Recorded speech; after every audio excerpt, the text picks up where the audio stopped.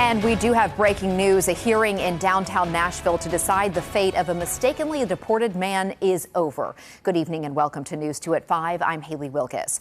Earlier this year, the Trump administration admitted to mistakenly deporting Kilmar Abrego Garcia to an El Salvadorian prison.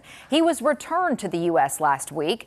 A grand jury indicted him for trafficking undocumented immigrants stemming from a 2022 Tennessee Highway Patrol traffic stop. Today, he appeared in court pleading not guilty. News 2's Sam Clementi has been in the courtroom all day. He joins us now live with the latest in this case. Sam.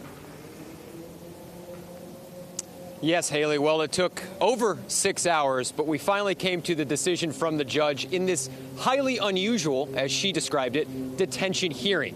And the decision is there is no decision. For going forward, for however long it may be, because she was not specific, she did not set a date. She said sooner rather than later, Abrego Garcia is going to remain in the custody of the U.S. Marshals. But whether or not he gets detained until his trial, which is a matter of semantics, this case is a little convoluted because regardless, he's going to remain in custody. It's just whether it's with the federal government or it's with ICE, which increases the risk of him potentially being deported, because that was mentioned in the courtroom.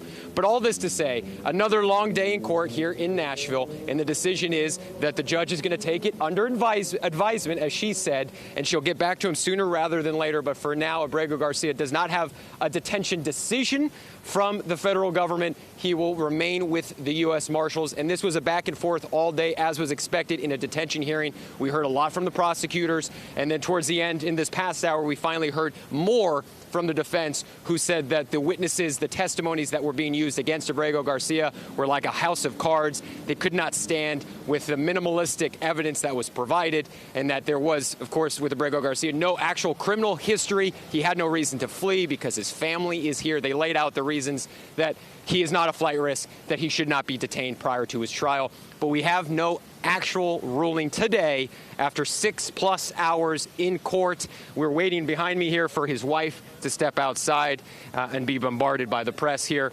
But Abrego Garcia is going to remain within the custody of the U.S. Marshals, and we don't know when a real decision on his detention is actually going to come down from the judge.